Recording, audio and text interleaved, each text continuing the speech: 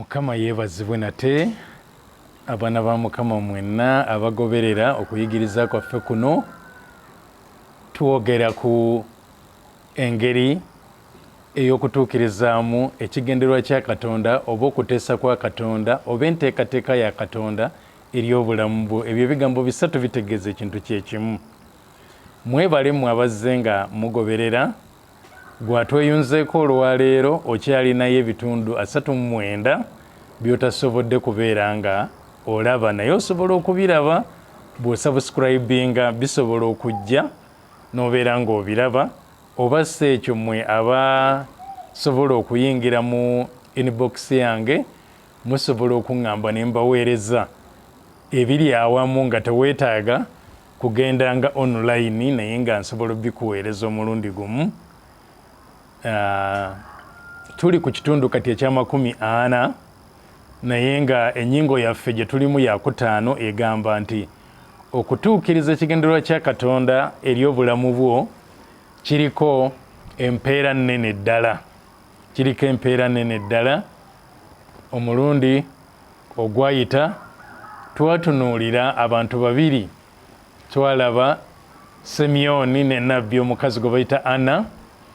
Mukama Katonda nga yabakolera, yabasanyusa, yalina kye yabawa ng'ekirabo. Twalaba nti Simyoni yajjula Omwoyo Omutukuvu, naye mu biseera ataali nnabbi, ataali kabaka, ataali mulamuzi, ataali kabona mwe baalinga batajjulira Mwoyo Mutukuvu, naye nga te Simyoni teyali kabona, teyali kabaka, teyali ekimu ku ebyo, naye lwakubanga yali mwesigwa eri Katonda ng'atuukiriza ekigendererwa kya Katonda eri obulamu bwe, Mukama n'amuwa ekirabo eky'okubeera nga yakwata ku Yesu mu mikono gye ng'akyali mwana muto, era n'aba ng'alagula bingi ebikwata ku Yesu.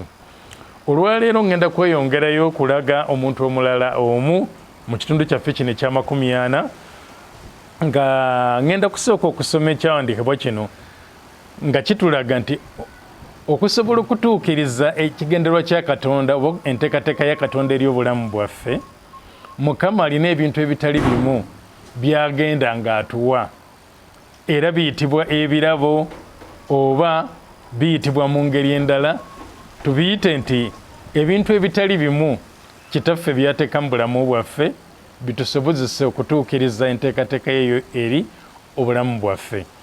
Ngenda kusooka kusoma Peetero ekisooka essuula ya 4 n'olunyiriri lwa 10.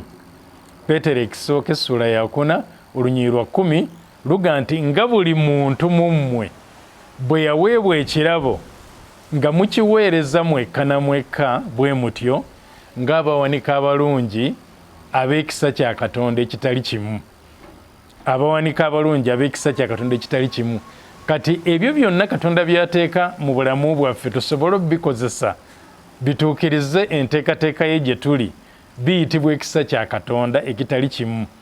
Biyinza okuba ebirabo, kuyinza okuba okukola, biyinza okuba obuweereza, naye byonna nga bwebigattamu biyitibwa ekisa kya Katonda ekitali kimu. Olwaleero ngenda kwogera ku musajja ono ye nga Mukama Katonda yamukozesa enteekateeka ye Katonda gye yali amulinako yali yakubeera ng'omusajja ono asaba, nga musabi mu maaso ga Mukama, ate ekyokubiri ng'agaba, nga mugabi, agaba ebintu bye, asaba mu maaso ga Mukama ate nga mugabi. Bw'oba osomye mu Bikolwa by'Abatume essuula ey'e10 okuva ku lunyiriri olusooka okutuukira ddala ku lwa 48 tusangawo omusajja ono ayitibwa Koloneriyo eyali omusirikale mu kitongole ekitaliyano. Akati ngenda kusoma tulabe ye Bayibuli kikyemwogerako, naki Mukama Katonda kye yamuwa ng'akyali mu bulamu buno. Kiki Mukama Katonda kye yamuwa, mpeera ki Mukama Katonda gye yamuwa. Bw'oba osomye olunyiriri olusooka Bikolwa by'Abatume 10 lugamba nti waliwo omuntu mu Kayisaliya erinnya lye Koloneriyo, omwami w'ekitongole ekiyitibwa ekitaliyano. Bayibuli eyogera ku musajja ono mu lunyiriri olwokubiri nti omwegendereza atya Katonda awamu n'ennyumba ye yonna, eyagabanga ebintu mu bantu, eyagabanga ebintu ebingi mu bantu, n'asaba Katonda ennaku zonna. Yali nga musabi ate nga mugabi, ng'ebintu byabigabira abantu. Naye ekyo Mukama kye yali yamutegekera, nga yamutegekera kubeera mugabi, bye yafunanga yabigabanga, ate ekyokubiri nga musabi. Bayibuli egambye n'asabanga Katonda ennaku zonna. Olwokusatu lugamba nti oyo n'alaba mu kwolesebwa mu lwatu nga mu ssaawa ey'omwenda ey'emisana, malayika wa Katonda ng'amuyingirira n'amugamba nti Koloneriyo. Olwokuna n'amwekaliriza amaaso, n'atya n'agamba kiki Mukama wange? N'amugamba nti okusaba kwo n'okugaba kwo birinnye olw'okujjukiza mu maaso ga Katonda. Nti okusaba kwo kw'obadde ng'osabira ebyo Katonda byeyagala osabire, ate n'okugaba kw'obadde ogaba birinnye eri Katonda olw'okujjukiza mu maaso ga Mukama, okumujjukiza nti omuweereza wo Koloneri atuukirizza entegeka yo, atuukirizza okuteesa kwo, atuukirizza ekigendererwa kyo eri obulamu bwe. Malayika n'ajja n'amugamba okusaba kwo n'okugaba kwo birinnye ne bituuka mu maaso ga Katonda olw'okujjukiza. Olwokutaano, era kaakano tuma abantu e Yopa, oyite omuntu Simooni, erinnya lye eryokubiri Peetero. Oyo yakyazibwa omuntu Simooni omuwazi w'amaliba, n'ennyumba ye eriraanye ku nnyanja. Olw'omusanvu, malayika eyayogera naye bwe yagenda, yayita abaddu be babiri ab'omu nnyumba ne sserikale atya Katonda mu abo abaamuweerezanga bulijjo. Bwe yamala okubategeeza ebigambo byonna, n'abatuma e Yopa. Kati ngenda kusooka kukomako nti omusajja ono Koloneriyo, omusajja atya Katonda, yali nga atya Katonda. Teyali mu Yudaaya, yali wa kitongole Ekitaliyani, ekitegeeza ateekeddwa okubeera nga yali Muluumi, oba mu butuuze ddala oba mu buzaale, naye nga yali si mu Yudaaya. Naye omusajja oyo kyetulaba nti yali yategeera Katonda era n'akola ebyo Katonda bye yali amwagaza, okugabanga n'okusabanga, ng'asaba Katonda buli lunaku. Kati malayika n'amulabikira n'amugamba okusaba kwo n'okugaba kwo birinnye ne bituuka mu maaso ga Mukama olw'okujjukiza, era n'amugamba agende atume e Yopa eyali Peetero asobole okujja. Naye tumanyi nti okuva ku lunyiri olw'omwenda, sigenda kulusoma naye gwe bw'oba oyagala ojja kulwesomera, okuva ku lunyiriri olw'omwenda okutuukira ddala ku lunyiriri olw'19 tulaba nti nno ekyaliwo Peetero naye yalinnya waggulu okusaba, naye bwe yalinnya ng'enjala emuluma n'alaba essuuka ng'essibwa okuva mu ggulu, naye ng'eriko ebintu bingi, ebimu ku byo nga bya muzizo, naye ng'essuuka bwekka n'etuuka waali nga agambibwa nti sala olye, era Peetero n'agaana kubanga agamba nti talyanga ku kintu kyonna ekitali kirongoofu. Naye tumanyi nti nno eddoboozi ne libeera nga lyogera naye nti kawansi. Kantandikire ku lw'19 nti Peetero bwe yamala okulaba ebintu ebyo, olw'19 luga nti awo Peetero bwe yali alowooza ku kwolesebwa, Omwoyo n'amugamba nti laba abantu basatu bakunoonya. Bano abantu abasatu be baddu ababiri n'omuserikale abaali batumiddwa Koloneriyo bajje basisinkane Peetero e Yopa gye yali.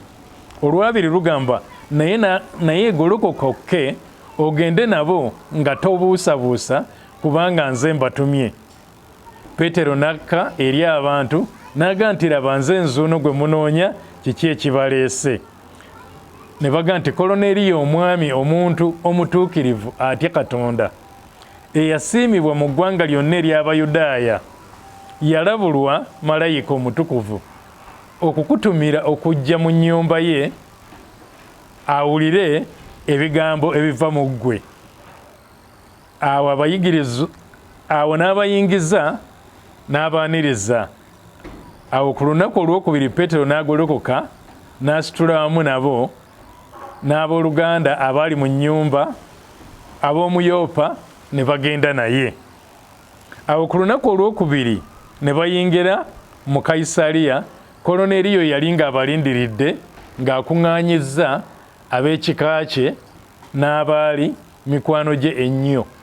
Akati ekyo njagala kitunuulye nti ye Koloneriyo yali alindiridde Peetero n'abaali batumiddwa okubeera nga bajja, naye ng'akuŋŋaanyizza ekisookera ddala nga ab'ekika kye n'abaali mikwano gye ennyo nga bonna bali awo. 25. Awo Peetero bwe yali anaatera okuyingira, Koloneriyo n'amusisinkana n'afukamira ku bigere bye n'asinza. Awo Peetero n'amuyimusa n'agamba nti, yimirira, nange ndi muntu buntu. N'ayogera naye n'ayingira n'asanga bangi nga bakuŋŋaanye. N'abagamba nti, mumanyi nga si kirungi omuntu Omuyudaaya okwegatta n'eggwanga eddala oba okujja gy'ali, era Katonda yandaga nemenga okuyita omuntu yenna ow'omuzizo oba omubi. Kyenvudde nzija ne sigaana bwe nayitibwa. Kyenva mbuuza nti kiki ekimpisizza? Koloneriyo n'atandika okubeera ng'ayogera biki bye yalaba, n'abeera ng'abiddamu biki bye yalaba. Bwe yalaba malayika n'amugamba atume okubeera nga ayita Peetero okuva e Yopa. Naye njagala nnyo mbuuke tuwulire ebigambo bya Peetero bye yayogera. Ngenda kubeera nga ntandikira ku lunyiri lwa 38 olw'obudde. Tukyali mu Bikolwa by'Abatume 10 naye olwa 38 luga nti Peetero yagamba Yesu Omunazaaleesi Katonda bwe yamufukaako amafuta n'Omwoyo Omutukuvu n'amaanyi, eyatambulanga ng'akola bulungi ng'awonya bonna abaajogebwanga Setaani, kubanga Katonda yali naye. Olwa 39 naffe tuli bajulirwa b'ebigambo byonna bye yakola mu nsi y'Abayudaaya ne Yerusaalemi. Oyo ne bamutta bwe baamuwanika ku muti. Oyo Katonda n'amuzuukiza ku lunaku olwokusatu n'amulaga mu lwatu. Si mu bantu bonna naye mu bajulirwa Katonda be yalonda olubereberye beffe abaalya ne tunywa naye bwe yamala okuzuukira mu bafu. N'atulagira okubuulira abantu n'okutegeeza ng'oyo Katonda gwe yalagira okubeera omusazi w'omusango ogw'abalamu n'abafu. Oyo bannabbi bonna baamulangako nga buli amukkiriza aggyibwako ebibi bye. Akati okutandikira ku lunyiriri lwa 44 ekyewuunyisa we kyatuukirawo. Ku lwa 44 waga nti awo Peetero bwe yali akyayogera ebigambo ebyo bye tusomye waggulu ng'akyabyogera, Omwoyo Omutukuvu n'abagwako bonna abaawulira ekigambo. Ngenda kuddamu nti Peetero yali akyayogera bwogezi, tannaba kubeera ng'abagamba oba mubikkiriza oba mukkiriza Yesu oba mukoze eki, naye ng'akyayogera bwogezi, akyababuulira ebigambo ebikwata ku Yesu. Awo Peetero bwe yali ng'akyayogera ebigambo ebyo, lwe lunyiriri lwa 44, Omwoyo Omutukuvu n'abagwako bonna abaawulira ekigambo. Manya nti mu baawulira ekigambo, Koloneriyo yali ayise ekika kye, ab'ekika kye ng'abayise, ate ng'ayise n'emikwano gye ennyo banfanfe be, bonna bali awo bawulidde ekigambo, Omwoyo Omutukuvu abaguddeko. 45 ne basamaalirira abakkiriza abakomole bonna abajja ne Peetero, kubanga ne ku baamawanga ekirabo ky'Omwoyo Omutukuvu kifukiddwa. bano tebeetaaga kumala kubeera nga babasabira nti omuntu abasabire oba omuntu ababuuza oba bakkiriza oba abaatuze ekigambo kyonna. Baawulira buwuliza ebigambo, Omwoyo Mutukuvu n'abakako. Mukama n'awa Koloneeri n'ekika kye n'emikwano gye ekirabo eky'Omwoyo Mutukuvu, naye nga kyava mu kubeera nti omusajja ono yatuukiriza ekigendererwa kya Katonda eri obulamu bwe, yagabanga ebintu bye eri abo abeetaaga, yabagabiranga ebintu bye abo abeetaaga. Ate n'abeera nga yeekuumira mu kusaba, n'asabanga Mukama ennaku zonna. Mukama n'amusasula ng'akyali mu bulamu buno. Mukama n'alaba nga Koloneeri alina kyalina okuweebwa ng'akyali mulamu, ne kye yamuwa ekisookedde ddala batugambye ye Mwoyo Mutukuvu okubeera nga yabakkako, si ye yekka. Mukama mu kumusasula, kye yamusasula kyali kinene, tekyakoma ku Koloneeri nga ye omu, naye kyazingiramu ekika kye kyonna, ne kizingiramu n'emikwano gye gyonna, n'abawa Omwoyo Mutukuvu. Era Mukama kye yagendera mu kino kwe kuwa Koloneeri obulokozi, nti aleme kubeera mu bulamu buno bwokka bwokka nga mwatiridde Mukama mwamuweerereza, naye abeere nga amuwa obulokozi nti ne mu bulamu buli obugenda okujja Koloneeri abeere ng'aweebwa empeera.